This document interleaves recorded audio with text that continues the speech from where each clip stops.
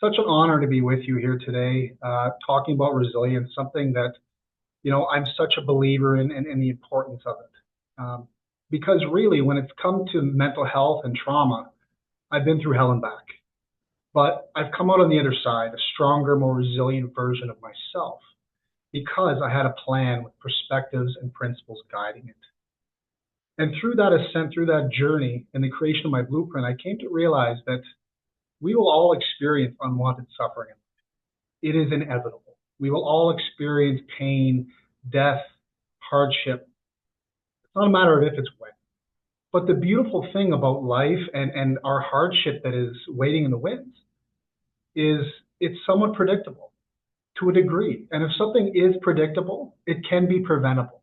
If we can front load our resiliency, front load our self-care, front load our tools and things that really raise our vibration and keep us in alignment with ourselves. So today, with our short time together, I really hope to accomplish three things. The first, I want to inspire change. Change in a thought, change in an action, whatever change in your life, big, small, however that looks, a change. Secondly, I hope to leave you with more than what you came in with, because I will talk for a period today, and I can guarantee you're going to forget probably 95 to 99% of what I've said. But if there is one thing that sticks, one thing that embeds itself within you and stays and creates longevity and a ripple effect, then I've succeeded. And lastly, and most importantly, to give a voice for any of you out there who are enduring in silence, trying to navigate your own path in that dark place. I really want to give you that permission to step forward out of the shadows, find your voice, find your support, and do what is needed to create a version of yourself that allows you to be free, liberated, and live a fruitful life that we all deserve to live. So I'm just going to share my screen. And hopefully this all goes according to plan. Okay. Do I need to switch that, Carmen? Yes, I'm seeing your notes page again. Yeah. That would be in the settings.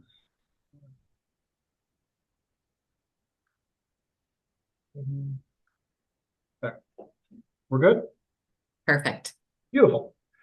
So I really want to break down resilience, first and foremost, because I really feel we seem to think resilience is this metaphorical bulletproof vest, this ideal of stoicism where you simply do not feel the impact of life, where the hardship and catastrophe or trauma or whatever that may be simply ricochets off us.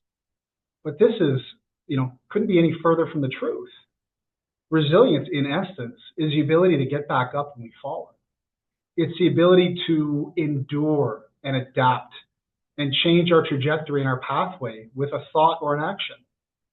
It is understanding that tomorrow is another day and it can be better. And all I can do truly is simply change my perspective, and that in turn will change my pathway. So in terms of resiliency, I really feel, perspective is key right off the hop. And this perspective of life, how short it is, and how we can carry regrets with us to the grave. And I use the quote, "No pain is unbearable except the pain of regret." Now I reference this in terms of a book that was written about a hospice study that was done. So we had an interviewer who went through all these hospice clinics and spoke to all these patients and asked them on their deathbed, what are your biggest regrets in life? And they found that there were 5 answers that seemingly leapt off the page and formed consistency amongst the group. Now pay specific attention to these regrets, because you still have a life to live. And there are people that are no longer with us that have given us that gift of their biggest regrets in life. And if one of them applies to you, then maybe that's life's subtle way of tapping you on your shoulder and saying, don't make the same mistake. So the first is, I wish I lived a life true to myself and not what others expect. are you authentic? Are you the authentic version of yourself? True authenticity liberates us. It's cathartic. It grounds us and it creates resilience within us. When we are not who we believe we're supposed to be, when we play that avatar or that fictional character due to stigma, due to appeasing others, it creates that internal conflict. Years ago, when I suffered from trauma, every single time where someone asked me how I was doing, if I said I was fine, or I had the dreaded question of when are you coming back to work? And I would say, I hope I'm coming back soon. And I knew they were blatant lies. And I would walk away feeling worse about myself because I was inauthentic. I was trading that to appease others. But the moment I spoke reality and said, this is my plight, this is the journey I have before me, the challenge, it empowered me and it made me feel that authenticity. So ask yourself, are you simply authentic in your life? And if you're not, how do you achieve that? Next is, I wish I stayed in touch with my friends and family. Okay? Connection drives life. Are there people in your life you need to reconnect with? People in your life you need to prioritize, create time for? Is there someone you need to apologize to? Is there someone that has gotten away from you and you miss them? Reach out to them. Have that conversation. Call your mother, your father, your grandparent. Call someone you love. Embrace that connection.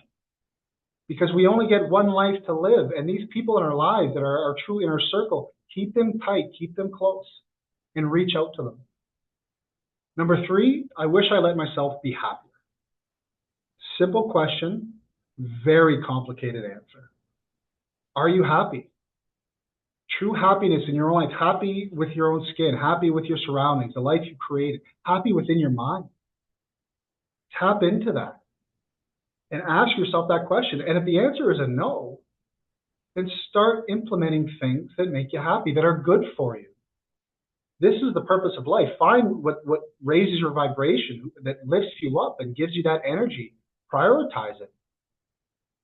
Find that happiness in your life. Number 4, I wish I had the ability to express my feelings.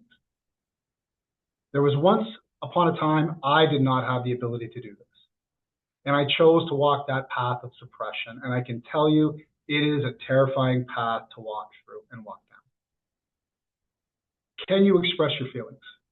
Can you take a knee when you're having that struggle? Can you reach out to someone and say, you know what, I'm not doing okay. I need to talk. I need some support.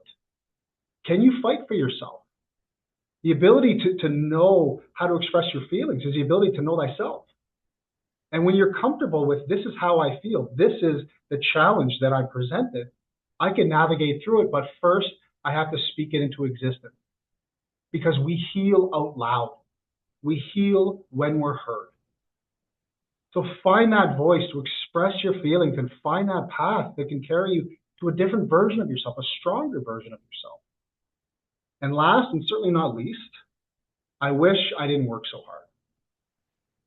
Now, take this with a grain of salt. This is not, be idle and procrastinate with our work. This is not, do not have ambition and take the easy way out. Be ambitious, be tenacious, and have a standard of excellence in your life. But live by that 80-20 rule.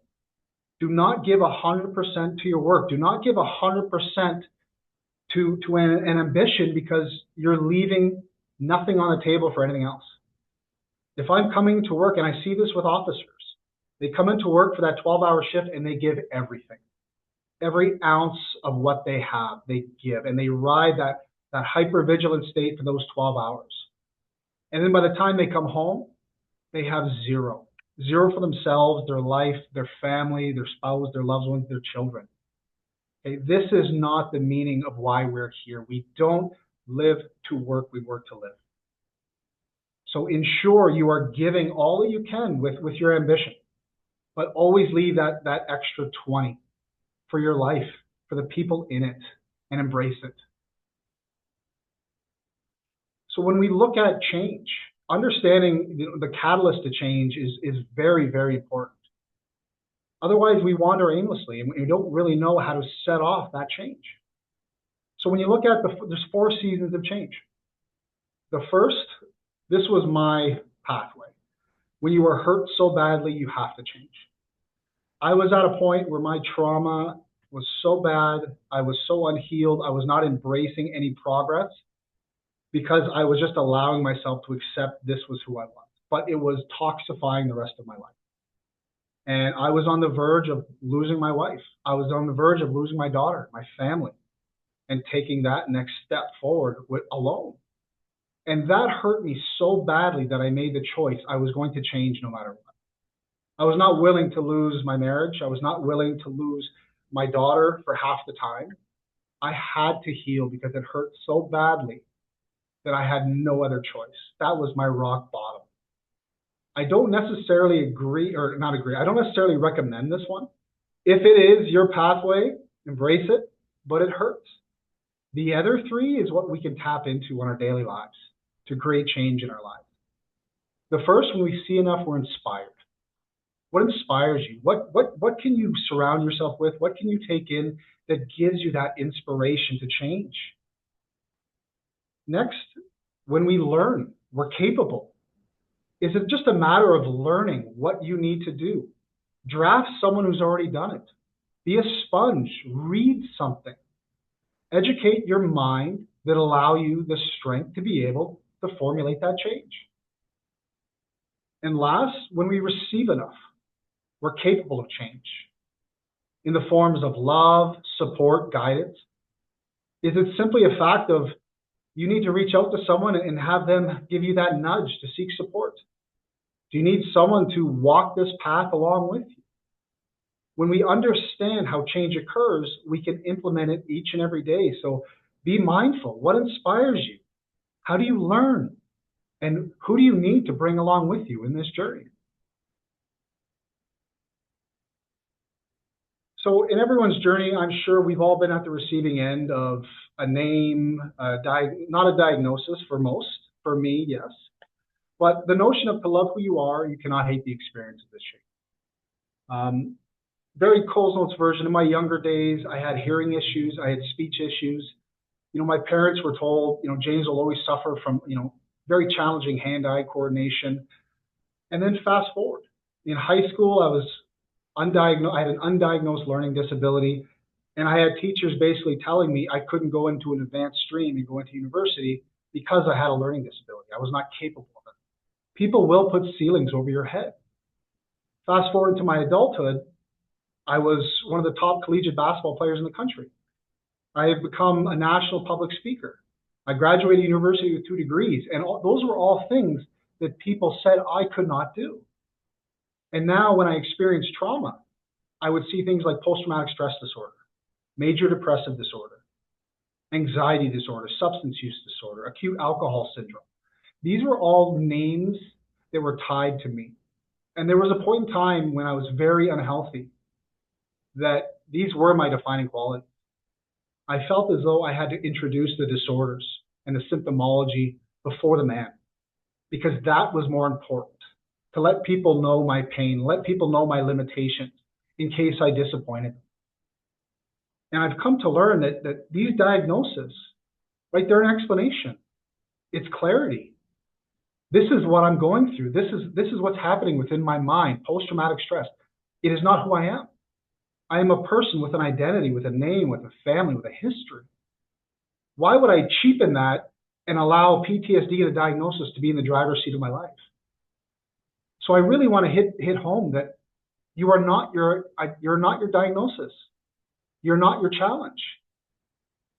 Think of it like the rain. We walk in the rain, we feel the rain, we experience the rain. But you are not the rain. I can walk in PTSD, I can experience and feel PTSD, but I am not PTSD. So when you're presented with these challenges, like I said, it's clarity, it's an explanation, but do not be defined by it, defy it. So in any transformational process, it really takes humbling yourself and to be objective with your subjective self.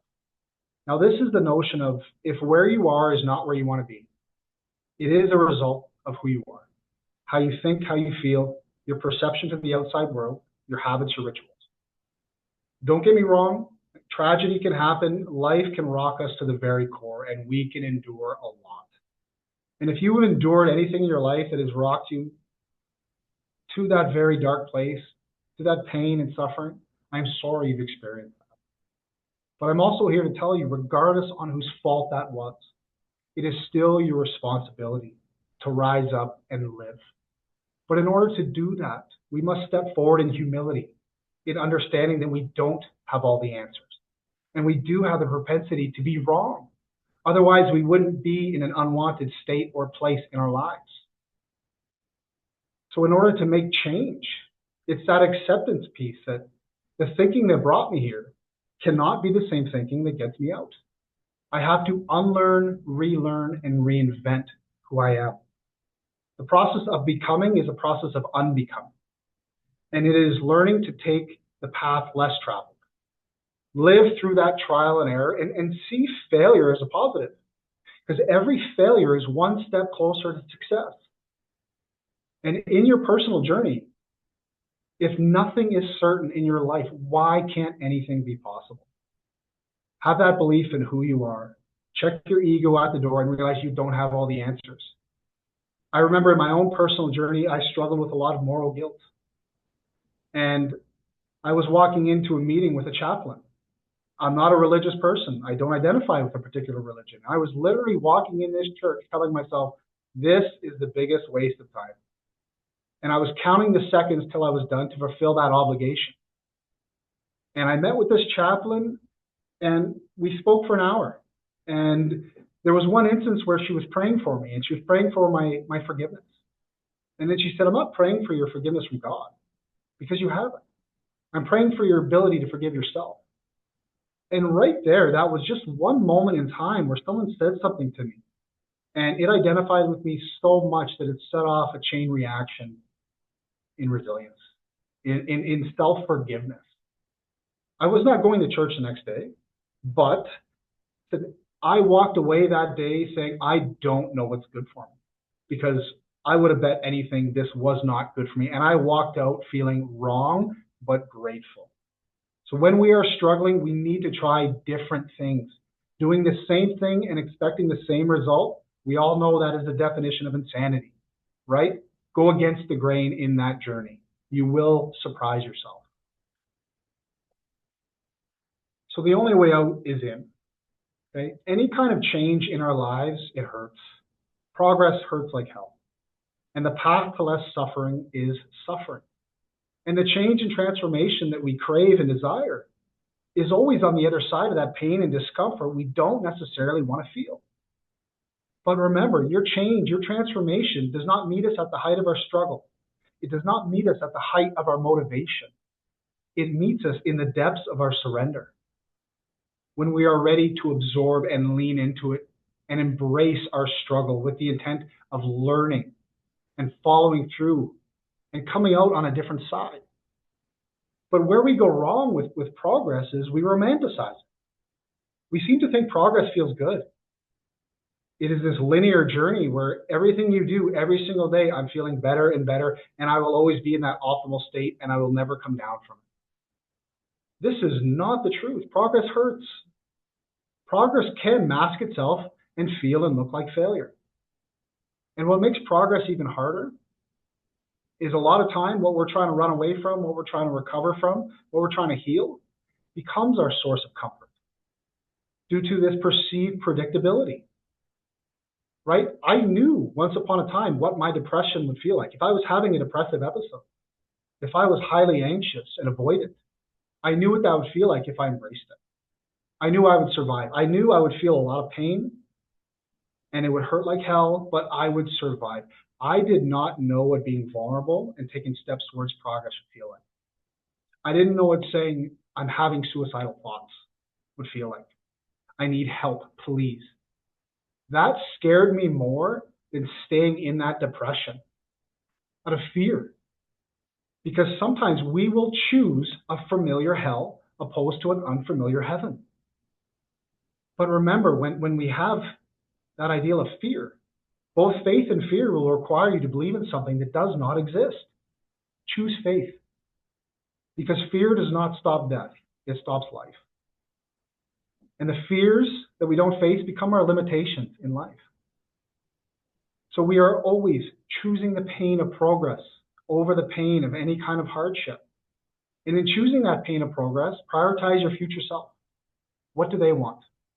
What is good for them? Because we can be on one side of the line or the other. Every decision we make has that cause and effect, right? Suppression works until it doesn't. If you choose to suppress, it'll stay dormant. It'll wait. And I've come to learn life either gives us everything all at once or nothing at all. And life will wait until that moment you're so overwhelmed and you no longer have the energy to push that down any longer, and it's going to come out and it's going to throw it all at you. Deal with this now, right? That is a decision. What's on the other side of that line? Vulnerability, expressing my feelings, finding support, minimizing that stigma, and seeing myself as deserving of being someone to be responsible for, reaching out to someone. What is the cause and effect of that? Potentially healing, recovery, strength, resilience. It's endless. But the choice is yours in the moment. But that choice in the moment will dictate how you change. It'll dictate how you grow. Look at physical health and fitness. Choose on one side of the line. What is the cause and effect of that? What is on the other side of that line?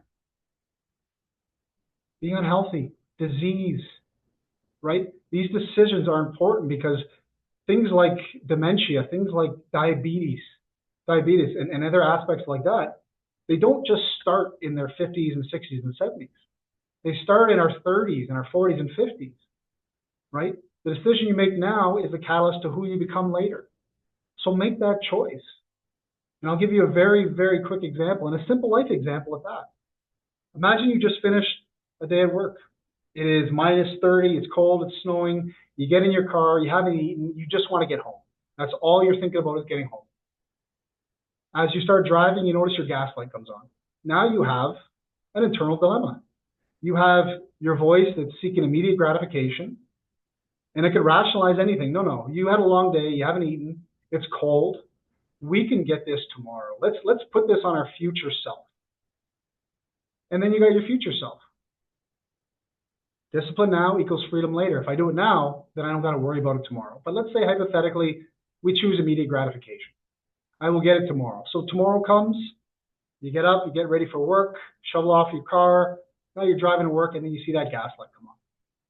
What do you think the first thought you're going to have when you see it? Why didn't I get it yesterday? Right? You're going to curse yourself because now you got to get out, back out of the cold and gas up your car when you could have got it last night. But if you did get it last night, I can guarantee you'd be driving by that gas station and you'd have a small shred of pride. Looking at those people pumping gas, saying, I'm so glad I'm not out there. Great job. And this is such a small example of life, but it is that importance of the little things, the little discipline in our life that set off that ripple effect. So choose that future version of yourself when we make the decision, and always choose that pain of progress over the pain of any kind of hardship. So presence. Daily presence is so understated. And this is essentially where we want to be in life. We want to be our present, grounded version of ourselves. Have you ever acknowledged your presence throughout the day? Do you check in with yourself at some point in time and say, okay, how am I feeling? Am I fully present? Am I present with my mind, my body, my spirit? Am I present with the people I'm surrounding myself and truly actively listening in these conversations? Am I present in my spirituality, my religion? And am I present with my environment? The nature, sun, the wind, fully grounded present. Ask yourself this every single day because life is fast. And it can be so easy to get caught up in the realms of past and future. And what do we know about past and future, right? Future, it can be a pathway to anxiety, to catastrophizing, to really a lot of worry and burnout. When we look at past, or I said with future, you could be one of those onto the next type of people, onto the next task, the next responsibility, the next achievement, the next immediate gratification. We seem to think, movement is progress, but do not confuse movement with progress. And in a big way, we seem to think that if we just continue to move, we will outrun what we're trying to outrun. We can keep ourselves distracted. And then when we look at past, the past can be a pathway to depression. Intrusive thoughts, memories, and experiences that no longer serve us. And I want you to think about this for a minute in terms of our past and future. One is imagination, one is memory. Both exist within us on the level that we allow it to. But be mindful. And I want you to think about this analogy of carrying that glass of water. You carry it for a minute, nothing happens. You hold it for an hour, your arm will get sore. You hold it for a day, you'll be in agony, and you'll be completely fixated on this glass of water. And the moral of the story is, the weight of the water didn't change, but the longer you held on to it, the heavier it became. The same can go for our thoughts, our experiences, if we cannot let them go. So take those moments each and every day. Check in with yourself and just have that, dissection of mind, body, spirit. Where am I? And if you're asking yourself, am I present? And the answer is a resounding no, then put some tools in place that I'll discuss a little later that really can ground you and give you that present state of mind. Self-talk. I would say self-talk is one of the most crucial aspects in our lives, because the reality is we spend the majority of time in our own minds. And your mind can either be your paradise or your prison. So how do you talk to yourself? How do you talk to yourself when life is hard? When maybe you're not living up to a standard that you believe you should be at, when you've failed, when you've disappointed someone? Do you swear at yourself in your own mind? Do you call yourself names? Can you hear that voice shouting at you? There was a point in time that was my self-talk. I would call myself things like weak, like broken. I would tell myself that I can't do this. But remember, our minds are what we repeatedly do and what we repeatedly hear. And our minds can't differentiate after a period of time fact from fiction. If you tell yourself you can't enough in those vital moments when you need that voice to uplift you, your mind will tell you you can't, because that is what you repeatedly say. So be careful what you are saying, because you are always listening. And if you are someone that is hard on yourself, I want you to think about the person you love the most in the world going through the exact same thing. Would you be as hard on them? Would you call them names and yell and swear? Or would you be completely empathetic and compassionate? Would you be patient? Would you take time to absorb and embrace the human being that is enduring a struggle in the moment, a struggle in a life? Okay? We need to give ourselves that same love, compassion, and empathy every single day in our self-talk. And when we look at our self-talk, I break it down into just be present. Okay? See things as they are, not for what you want them to be, and not worse than they are. Be here. If you're fully grounded, fully present, you're eliminating that reactivity. You're eliminating the past influencing how you feel in the moment. You are just here. So find that present state in your internal talk. Be analytical. Dissect your life. Dissect who you are. Resilience is the ability to know yourself. If you know why you are thinking a certain way, why you reacted a certain way, then we can start putting things in place that can create change in our lives. If you're triggered, why are you triggered? If you're anxious about something, why are you anxious? Right? Why are you having a panic attack? Why do you believe, this has impacted you? Delve into it. Try to find the why behind it. Try to find the root cause. And on the other side of that, when you are persevering, when things are going well, if you're someone who maybe usually struggles, and all of a sudden you're waking up one day and you feel great. Maybe you can't be around crowds, and all of a sudden you're in this big crowd and you feel calm. Right? Why? Success leaves clues, just like failure. And if you can tap into the why do I feel stronger than I did yesterday? What am I doing? It could be just that subtle nuance that can create that change. But what am I doing that's creating resilience in me today? If you can find it, you can amplify it, prioritize it, and then keep going and make it a staple point each and every day. Okay? Be adaptable. Okay? Find a way around it, under it, through it, whatever that may be, but have that mindset. Sometimes we get stuck in life. Things happen to us, and we can keep hitting our head against the wall because we want that apology. We see things can be unfair, and we won't accept anything else other than this. There was a point in time in my life where, through my own policing experience, I believed for that forgiveness to happen with some of my trauma, I needed other people to forgive me. But when I learned that I needed to forgive myself first, that was the ability to be adaptable, to find out, how do I forgive myself? How do I change my thought pattern? How do I change my approach? Right? If we can be adaptable in life, then we're always pivoting. And life will never tie us down because we can work around it. Be responsible, right? Like I said, whatever happened to you is not your fault, but it still is always your responsibility to figure this out, to rise up and live. So stop the external blame. There was a period where I blamed my employer, I blamed WSIB, I blamed my friends, I blamed my wife, anyone close to me, anyone that I can project my pain and give them that blame, then it wasn't on me. They had to heal me. They had to do something that I could feel better. I did not have that responsibility. But when I took that responsibility, that was when I started to change. That was when it didn't matter about anything else external. I had to focus on me. Be responsible for who you are. Be responsible for your actions, your mindset, to the most minute detail. It is your responsibility to be who you want to be. And lastly, and most importantly, be empathetic to yourself. Life is hard. Okay? Life is not easy. It is not just a nice steady path where we enjoy the ride. Life is going to knock us off from time to time. You know, Muhammad Ali said everyone has a plan until they get punched in the face. Life's going to punch you in the face. Okay, I'm telling you that right now. I've been hit a few times. Be empathetic. You are a human being. You are merely flesh, blood, and bone, and we are all susceptible to breaking. None of us are superhuman. And if something has happened to you in your life, it's valid. Even if you shared an experience with someone else and it didn't impact them the same way, if it impacted you, it impacted you. And see that as that is okay. This is part of my journey. And the moment you're empathetic with yourself and you humanize yourself, you empower yourself. And in terms of self-talk, I want to finish this portion with just the expression I am. How do you answer that in your own life? Think about this for a second.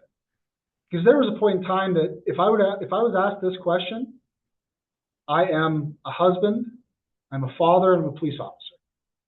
Right? These are things that I do, things I've agreed to, things I've committed to. This is not who I am.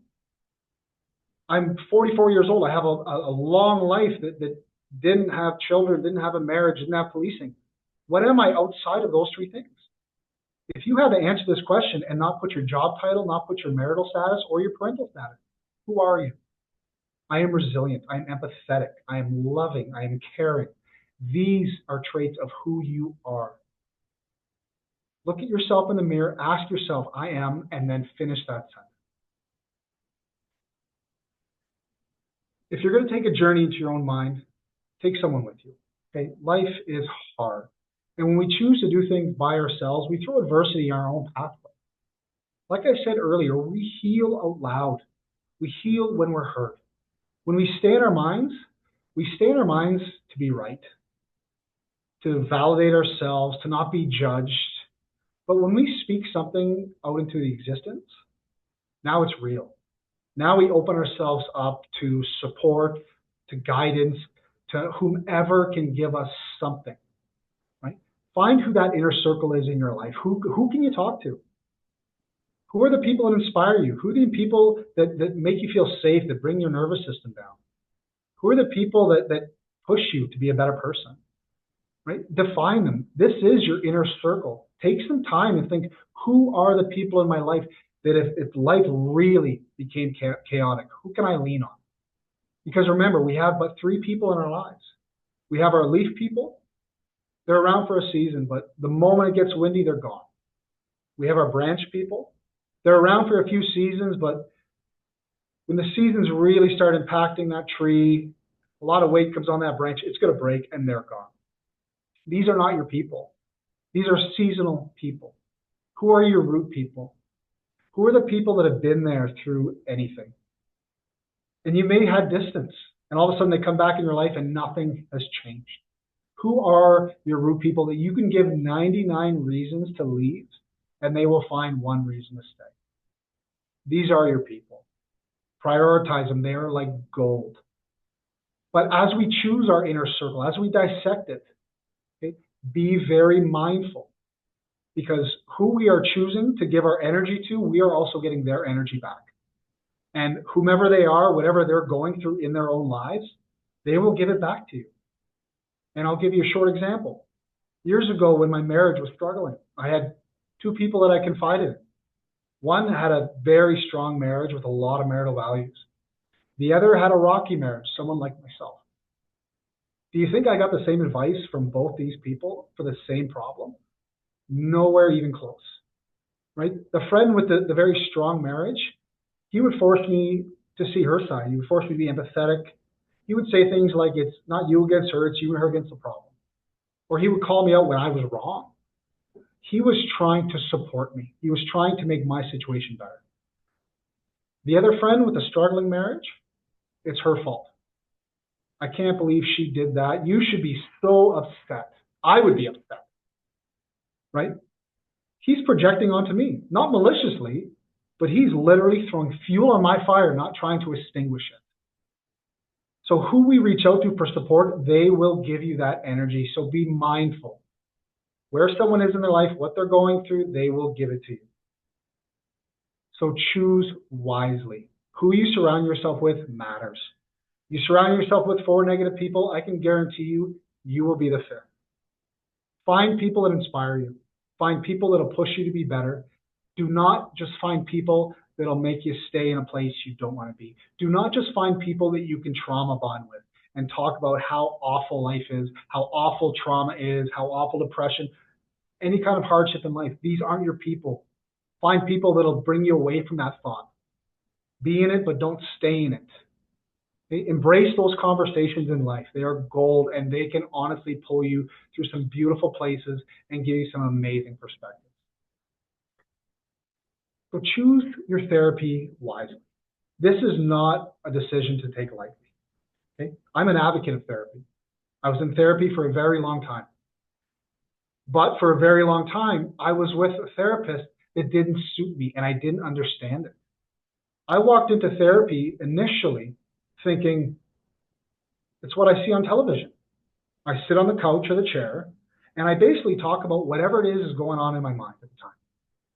I had a very underlying root cause of trauma, which was really setting in motion a lot of things to go awry in my life. And I was going into these sessions week after week, and I was just talking about the surface level things that were going awry in my life. And I also came to the understanding that I was in control of my therapy.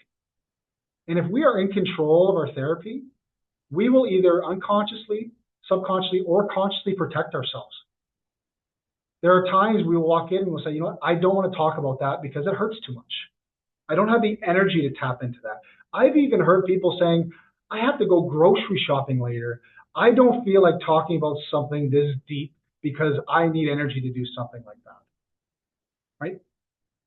This is not the path to take. Therapy is not a place to protect yourself. Therapy is the place to open yourself up, open those floodgates, embrace that pain of progress, right? We should have some anxiety going into therapy because this is going to hurt, but pain is transformational. Pain pushes us into action. And if you were going in and you find a therapist that'll challenge you, that'll force you to deal and talk about the hard things, that is where we find change and healing. I was fortunate after trial and error, and that's the thing, trial and error with therapists. There's so many different modalities of therapy, so many things that work for some people that don't work for others. There are things that work for me that won't work for you and vice versa. I embraced exposure therapy. That was one of the big pillars of how I brought myself out of it. And I can tell you, exposure therapy was gut-wrenching. It was painful. It was awful to experience, but it didn't always hurt. And it got to a point where that hurt subsided. And then it became strength. There's bioneurofeedback therapy. There's EMDR. There's processing therapy. There's so much out there. Research it. Research the clinicians. Find out who they are. Find their experience. Find their beliefs. Find their modalities. Some have a 15-minute consultation. Have that short conversation with them. Engage rapport. Because you are investing in them. So make sure you wouldn't just invest in anything just off the cuff. Do your due diligence and find what works for you. If you can find a therapist that'll challenge you, you will find a therapist that'll walk that path with you, It'll nudge you when you need to be nudged, support you when you need to be supported. And that is the way. Embrace therapy, embrace that voice, and find what works. So in terms of really putting together your plan in change and transformation, clarity is imperative. We must have some feeling or some foreshadowing of where we want to go in this process. Otherwise, we'll just wander aimlessly. And it can be so easily to be swayed off track. So first and foremost, define your purpose. As I stated earlier, many times progress hurts. You're going to want to give up. This is not a glorified romantic process. This is an ugly process of healing and transformation. So why are you doing it? Why are you embracing this pain of transformation? Be very clear. For me, it was very clear. I had to change to save my family and in turn save myself. That was my purpose. Anytime I wanted to give up, I would say I could not give up. I had no plan B because I had to do this for my family. Is it yourself? Do you see yourself as deserving of living a beautiful life, of not having the weight of life on your shoulders, of anxiety, of fear? Do you believe you should be living a long life, a fruitful life? Is it for your children? Do you want to be that parent for your kids? We've all heard the expression, would you die for your kids? I'm asking you, would you live for your kids? Would you live healed for your kids? Would you embrace the pain of transformation for them? Or for yourself, for that matter? Be very clear on your purpose because you're going to need to lean on that in this journey. Next is, what are your outcomes? Why, if you're investing in something, what do you hope to achieve? If I'm going to therapy, be clear, what do I hope to achieve out of this? What do I hope to gain? If I'm going to meet someone for a coffee and be vulnerable and open up and speak about some of the struggles I'm having, have a thought of what I want out of this. Because then you just leave yourself open. Maybe you don't need advice and they're giving you advice. Maybe you just want someone to hold space with you and let you vent. There are times with my wife where I'm going through something and I want to vent. And I am an overthinker by nature. I've thought about every single option and then I've thought about every single other option to that option, right? So if I'm venting, I love my wife, but she's a fixer by nature. And she will just tell me, well, try this and this and this. And yes, sometimes that works when we need that guidance.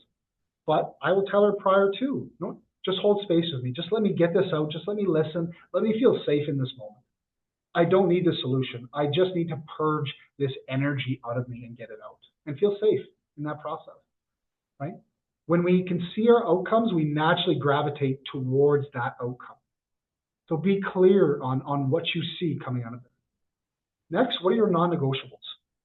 Right? What are your habits or rituals? What defines you? If I was to follow you around each and every day, would what you do tell me what kind of person you are and what you're trying to achieve in life? And we all have non-negotiables. They were instilled in us since we were kids. We all brush our teeth. There was a point in time where we didn't want to brush our teeth. I still fight with my kids to go brush your teeth. But eventually, that resistance to that thought leaves, and then we just accept this is part of our life. I brush my teeth every morning. I brush my teeth every night. And have you ever had that experience? Maybe you're binge watching Netflix and it's 11, 12 at night. You're getting the nods. And then you have that voice saying, just go to bed. You don't got to brush your teeth tonight. You are so tired. You can just feel that pillow, right? And you start rationalizing why you don't need to brush your teeth. You can get away with one night of not brushing your teeth. But what happens? On the way to the bedroom, you find yourself quickly in the washroom, quick teeth brushing, and you're gone to bed. But you had resistance to that thought. You were trying to talk yourself out of that thought. But that resistance was fleeting because it is a non-negotiable. There is just a clear acceptance in your mind that this is what I do. So even if there is resistance, it doesn't matter. So what are your non-negotiables? There's a non-negotiable in my life, in my adulthood, that I embrace fitness, that I train. I make it a priority, and I can tell you, more often than not, I don't want to train. It used to be one of my favorite hobbies in life. Now it's an obligation in my mid-40s. My body hurts. I have an arthritic shoulder. Things don't feel good like it used to in my 20s and 30s. So I don't want to, but I find myself there each and every day, prioritizing because it's a non-negotiable. How do you greet your spouse when you get home? How do you greet your kids, right? These are all our non-negotiables. So define them. Figure out, who am I? What are the non-negotiables that suit me? And by that same standard, are there some that don't suit you? Are there some that bring you down? Are there some that hinder your progress? Or are you using the word should before any of these? And I can tell you, if you're using the word should, you'll talk yourself out of it. I should eat better. I should call my mother. I should prioritize my self-care. I should. You will talk yourself out of it. I must. If it is good for you, make it a non-negotiable, make it a must. Next, what can you control? Right? We seem to put so much weight and energy into things we can't control. Bring it down to simplicity. Bring it down to one thing at a time. When we're overwhelmed, there's too much on our plate. Bring it down to what can I control now? What can I focus on now? Be present, be grounded, and we can focus on our reaction to things, our perspective to things, our approach, how we problem solve, to a degree who we surround ourselves with, who are our environments, what we're taking in. These are all elements of control and empower us. Dissect your life and figure out when you're struggling, when you're overwhelmed. What can I control in this situation? And if it's not in your control, then it doesn't deserve to be on your mind or on your shoulders, right? And just because you're strong enough to carry it does not mean you should. So if it's not in your control, eliminate it. And that brings me to my next point is, what can you eliminate from your life? And there's one thing right now, I can guarantee every single one of us can eliminate something. And when we eliminate things in our lives, we create room for things that are better for us, right? Elimination is empowerment. It is addition by subtraction. Think about the music you listen to, the television you watch, the followers you have, the people you surround yourself with, your relationships, anything. If it's not good for you, if it does not help you evolve, eliminate it. And this is an easy step forward in any of our lives. Clarity in your purpose, outcomes, non-negotiables, what you can control and what you can eliminate. Always be on guard at the door of your own mind. We are constantly in a push-pull with energy. Everything in life is either giving or we are pushing out. So be very mindful of what you're taking in. How did you feel binge watching the news at the height of the pandemic? Did it engage an anxiety response? Absolutely. Turn it off. Why am I continue watching this? Watching an action shoot 'em up movie before you go to bed, it's going to plague your nightmares. It's going to have a part of how you dream. We are sponges. Have you ever had conversations with someone that you literally walk away with less energy than what you came in? Like they pulled it all out of you. It was draining. Or there are people that you can talk with that you walk away and all of a sudden you're energetic. Their laughter, their energy, like you feel better. Just having that feeling of safety and that nervous system coming down, right? Take stock of everything in your life. What are you taking in? When I was struggling in my marriage and I was literally on the brink of divorce, what kind of music do you think I was listening to? Breakup songs, right? My music playlist could probably rival a teenager going through that breakup or puberty. Like that emotion in my feels, the words, the music, it's all talking to me, it's telling my story, right? That is not helping me escape. That's not helping me, change my state. That is helping me stay in it. That is helping me absorb all that sadness, all that depression, all that catastrophe.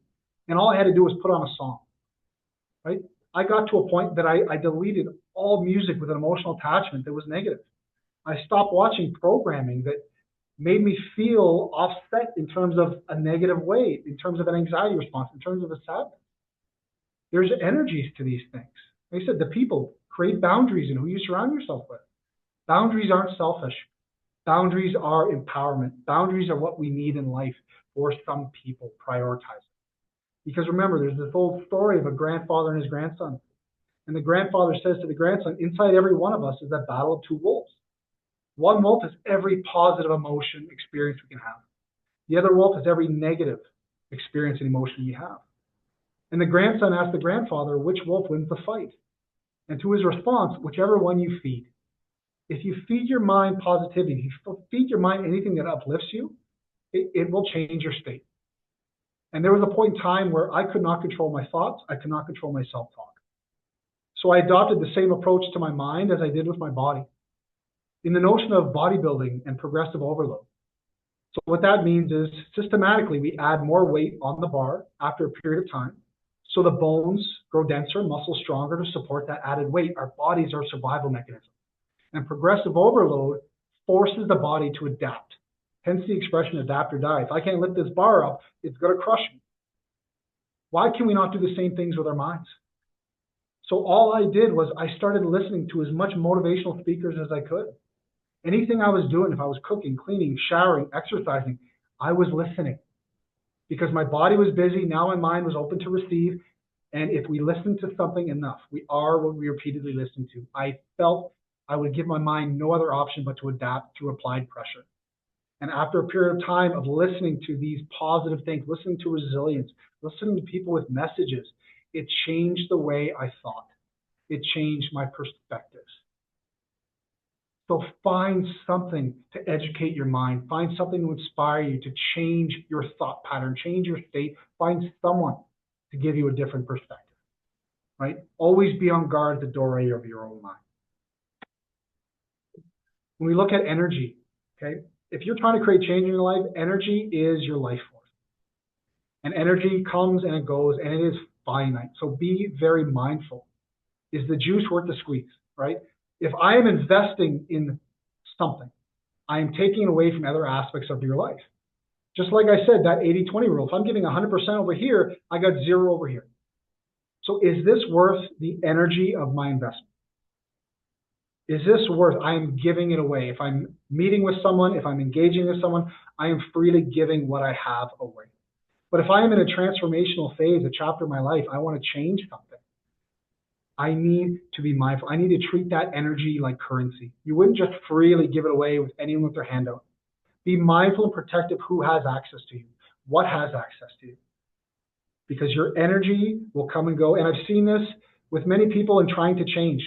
They're doing well for a period. And all of a sudden they think, this is how I will always feel.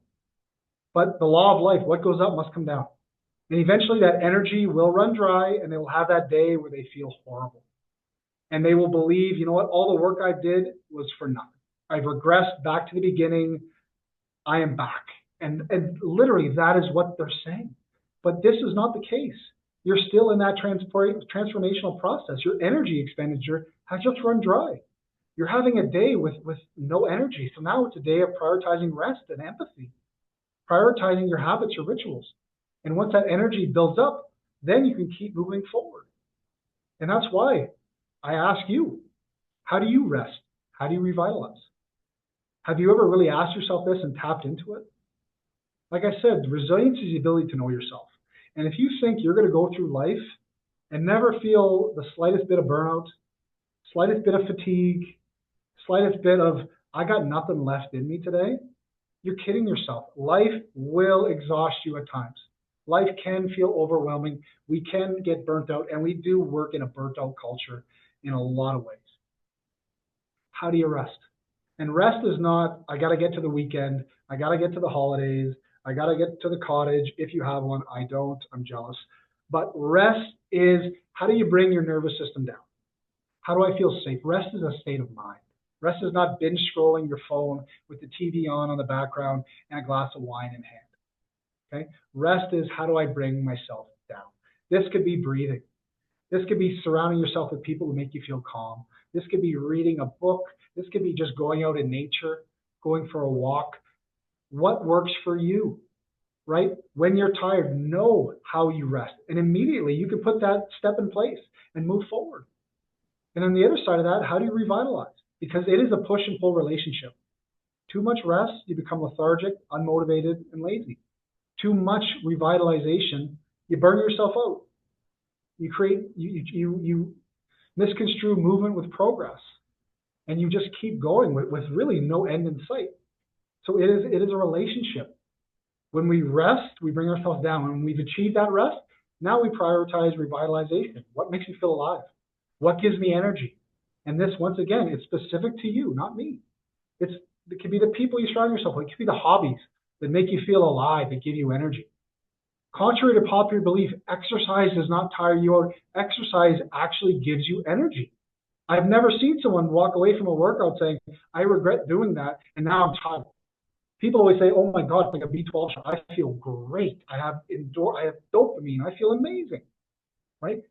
Figure out how to implement both, rest and revitalization. And if you can really understand that, then you're laughing in terms of your energy, right? You're charging when you need to charge, and then you've built up that battery, and then you're hitting life head on with a growth mindset. We're coming close to the end, and we look at gratitude in life. Gratitude is a superpower, right? Live life out of appreciation, not expectation. But remember, the things we feel entitled to, we are not gracious for. We are not entitled to wake up for another day. We are not entitled to be in a relationship. We are not entitled to have the things we have. Be grateful to have these things. How many times do you feel, upset or unmotivated to go to work? Right? I don't want to. I have to go to work. How about I get to? How about people that can't? How about I get to go to the gym? I get to exercise. I get to cook this meal. I get to be around these amazing people. I get to do things that make me feel alive. I get to experience nature. I get to wake up another day. Right? Gratitude. It's humanizing. It's humbling, but it is a healing energy. When we feel gratitude, we don't feel anxiety. We don't feel depression. We don't feel any of this hardship. We are fully grounded, fully present in what we're gracious for. And in terms of that appreciation, like I said earlier, you're going to forget most of what I said. Hopefully one thing sticks. And this was one thing that stuck with me. This was one thing that I heard someone say once upon a time, and immediately I got it. And it changed the trajectory of my marriage. Because I came to learn I was living in this realm of expectation because of my trauma, because of my mental illness, because I had no self-love. I had no ability to self-soothe or cope. So I did what people tend to usually do. I expect my partner to do it.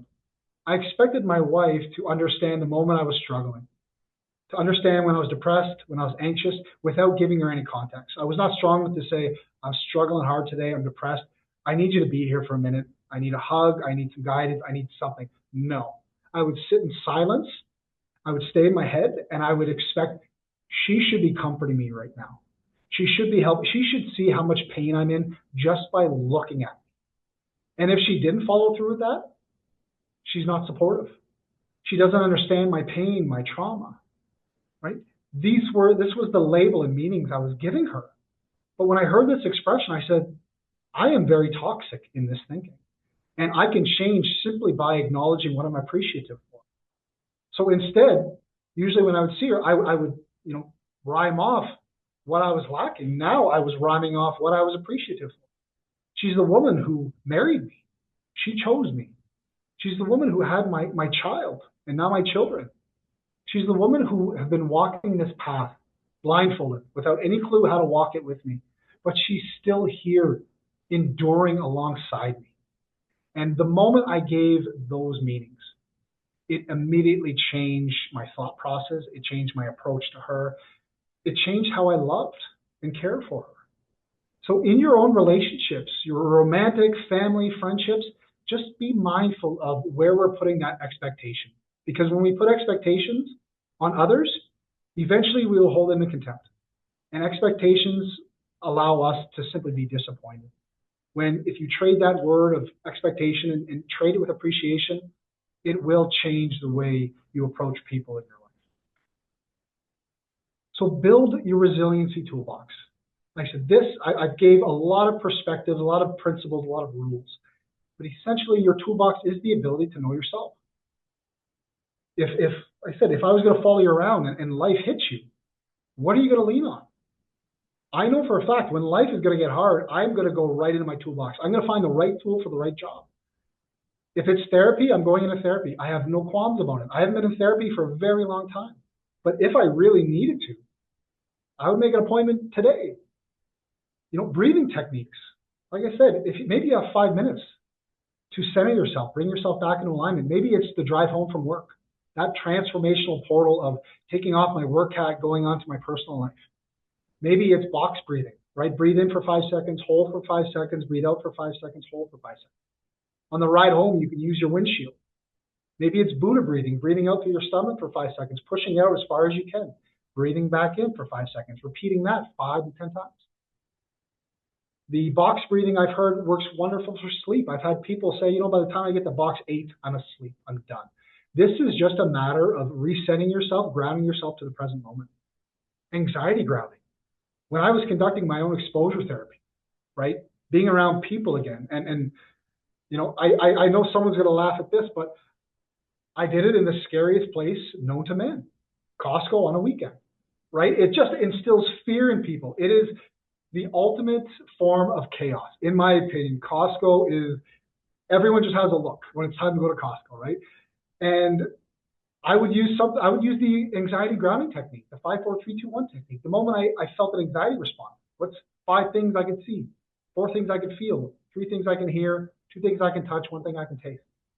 I would do things like smile at everyone. I would do things like putting my mind in my feet, simply just slowing down my walk, bringing down my physiology, letting my mind a moment to breathe and talk myself through it. Carry a grounding object in your pocket. I said, that's just that signal to the mind to breathe. Get into your body, get into your feet. Unconscious writing is a big one for me. I can't journal. I can't do chronological order in a big way when it's coming out of my feelings. I need to purge. I need to write fast. And I purge everything on these pages with the intent to read it after out loud. Because like I said, when we stay in our minds to be correct. When we read it out loud, all of a sudden, it's real. And it's like, this is a lot on your plate. And it's just a good exercise in humanizing ourselves. And the moment you're like, okay, it's a lot, you validated yourself. Then you bring it down, and then it's manageable, right? I know how to rest. Sometimes isolation, short periods of being alone. That's what I need. I love my own shadow. I love my own silence. Sleep, nature. If you had a bad day, go to bed early, right? Tomorrow will be better. Revitalization, laughter. Find laughter in your life, right? I will use social media to my advantage. If I'm feeling heavy, if I'm feeling a certain kind of way, find an algorithm that makes you laugh. Just find some cheap laughs. There's so many videos out there that are humorous that can just give you just a very quick laugh. And if you're laughing, you're grounded, you're present. You're not acknowledging that past and future. These are such easy things to change your state of mind. Surround yourself with good people. Exercise, micro-learning. Like I said, scrolling through social media, what can I learn through this? Whether that be just small tips of self-care, of exercise, of inspirational quotes. Internal narration. Right? If I've had a long day and I'm sitting down playing with my daughter and I'm thinking about what I did today, what I got to do tomorrow, I'm not present. I just simply narrate in my mind what I'm seeing. That way, I'm just refocusing my mind to be present. Accepting the suck. Okay, this is a big one for a lot of people. Sometimes bad days are just going to be hard. And sometimes trying to transform a bad day into a good day, it creates undue pressure on ourselves and almost creates that backwards effect of I feel worse off because I can't change this day. Sometimes just leaning into it and saying, this is going to be a rough day. I'm not really going to change. I'm going to come out of it to a degree, but I need to prioritize rest. I need to prioritize my empathy. I need to do a few things that might make me feel good. And that's okay. Tomorrow will be a better day, right? That essence of resilience. Tomorrow can change. Expel the stress hormone. Okay? It's in the water in our bodies, right? Urinate, drink a lot of water, get it out. Sweat, take a sauna, exercise. Or there's a reason why we have the expression, I needed a good cry. Okay? Sometimes the eyes speak when the mouth can't. Get that water out of your body. And last, for me, shower therapy. If I've had a bad day, I take a shower. And I truly envision it just melting away the day. I step out of that shower. I'm feeling re-energized, reinvigorated. Tell me you don't step out of the shower feeling a better version of yourself, right? Such an easy thing to do. And what I don't have here in terms of just some thoughts that can kind of percolate our mind and make us feel and think a certain way that we don't want. I envision phone swiping. Just as we swipe away apps, that's how I see thoughts in my mind. If I don't like the thought, I'm going to manually swipe it in my mind, and I'm not going to let it come back.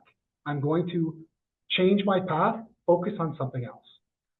So build your toolbox of resiliency. Like I said, if it's predictable, it's preventable. If you have a toolbox in your arsenal, you're going to be fine. So last but certainly not least, when will I see results? When will I change? I'm doing all the right things. I want change tomorrow. Has not happened yet. How do I change? Right? And this is the hard process because, like I said, progress doesn't feel good. So it's hard to navigate these sometimes murky waters. So I want you to think of change in terms of 2 aspects. One, it is getting comfortable with being uncomfortable. That's when we can start feeling change. Think about a cold plunge. If you jump in, your mind's going to scream. This hurts. I don't like it. Get the hell out. I want warmth. And we get out. And it's not an overly positive experience. We haven't learned anything. We haven't learned to adapt and endure with the intent to absorb and be stronger, right? Just like in therapy, exposure therapy, if I went into exposure therapy and I didn't feel good the very first session, I wouldn't have continued. I didn't feel good. I had to continue. I had to embrace that. So if you stay in that frigid water long enough, eventually that pain will subside. That cold, that frigid water won't feel as cold. It'll almost feel comfortable. And you can really be calm in that storm. That is the one process of healing. It's to learn to just be comfortable in that uncomfortability. It's to learn to absorb that pressure when we want to give up, to keep going. And that was my mantra in my healing journey. Just keep going. I did not come this far to only come this far.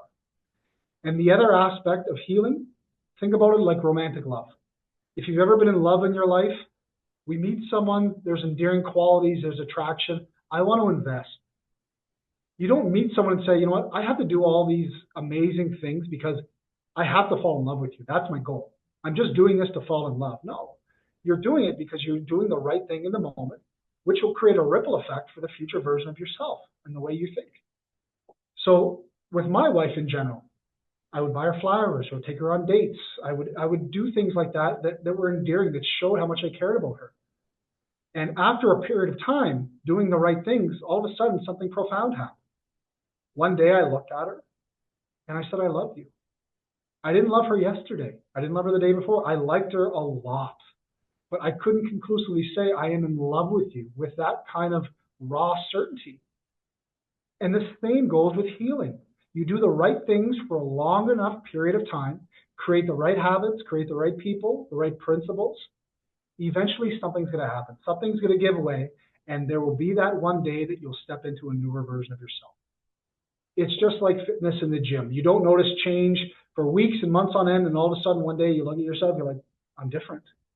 I have muscle where I had muscle before. I've lost weight where I had weight before, right? It is, you are doing it for that future epiphany, that future moment of, I've made it. I'm finally here. And it is completely achievable. Like I said, I have done nothing miraculous. There's nothing that sets me apart from any one of you. I was able to heal all my hardship. I was able to strengthen myself in ways I did not think were possible, simply because I made a decision and I was not going to look back. I was going to change and heal, and I was not willing to accept anything but that end goal. And when we create change in our lives like that, when we decide I'm going to change, there is a redemptive quality that can carry you through those trials and tribulations into that stronger version of yourself. So make that choice to heal. Make that choice to endure the hardship, endure the ebbs and flows and peaks and valleys, but have that belief that eventually, if I do the right things for a long enough period of time, it will produce a positive result. I can guarantee you that much. So in conclusion, I really just want to leave you with a quote, and the quote is this: optimists believe the glass is half full. Pessimists believe the glass is half empty. Be that believer in yourself, that your glass is always refillable. Remember, where you are in life is not who you are. It's who you choose to be, and ultimately who you become in that process.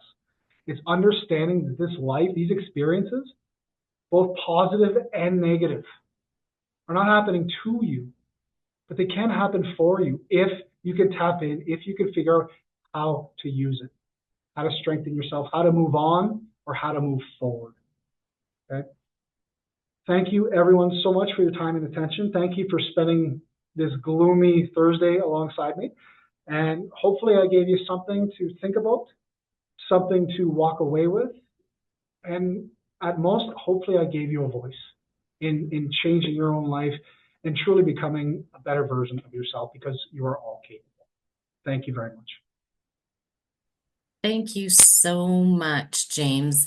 Do you have a couple minutes in case anybody has any questions for you? I do. Does anybody have any questions for James? Maybe what I can do, though, James, is share some of the comments. Uh, Kylie says, this is an amazing and inspirational talk. Thank you so much, James. Jen, I agree with you. The Costco example is so right on. Before I even get in the parking lot, I'm doing deep breathing and going, I can get through this. She says that I love this example, James. Thank you for an amazingly inspirational talk. And I'm going to listen to it again and again.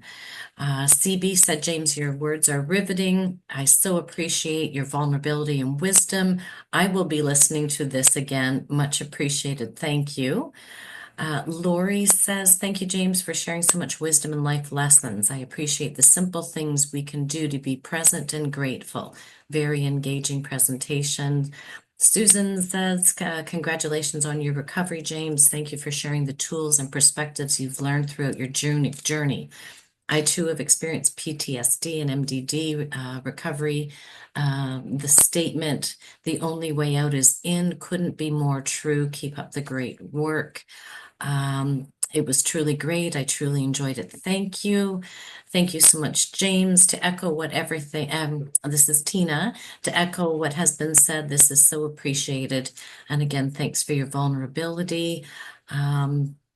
Yes. So Robin asked, what do you mean by self-soothing?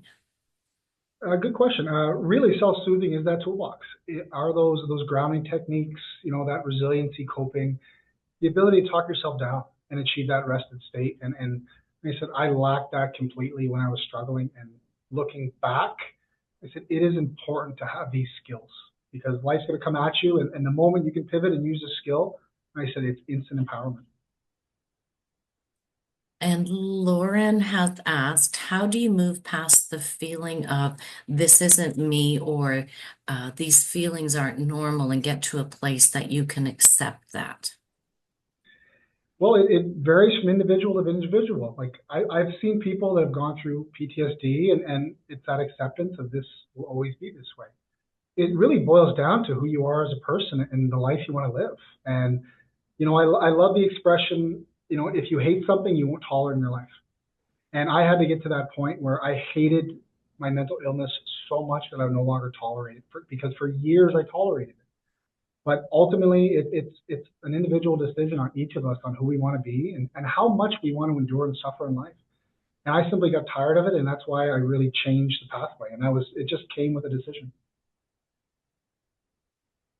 Another question, how can you separate yourself from your work and home life when we're expected to turn things on and off in an instant?